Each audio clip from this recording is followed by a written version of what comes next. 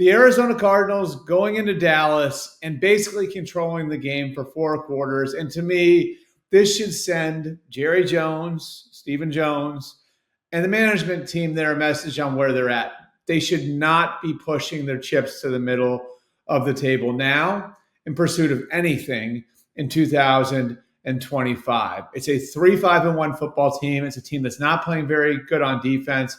It's a team that did just acquire Logan Wilson from the Bengals, who at this point is a little bit more of a bit player. He was a really important piece to the bet for the Bengals 3-4 years ago when the Bengals were competing at the highest level. He had fallen into disuse. He was behind Demetrius Knight, a rookie in Cincinnati, and Barrett Carter on the depth chart. He'd really become their third linebacker, so he can help you out now.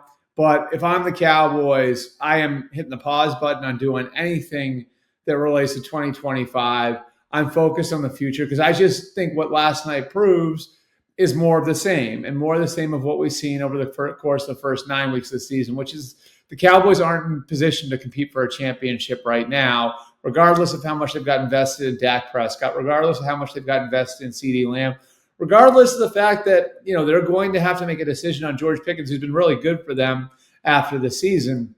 This is a team that's not ready to compete for a championship, but they are in position to really restock their roster over the next couple of years. They've got the Packers first-round pick in 26. They've got the Packers first-round pick in 27. That's 4 first-round picks over the next 2 years. And I think if you look at where they're at, that gives them a chance to rebuild their defense.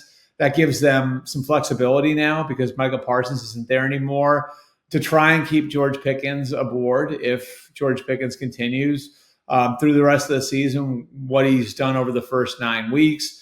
I really think like the silver lining here for the Dallas Cowboys is how they're set up going forward.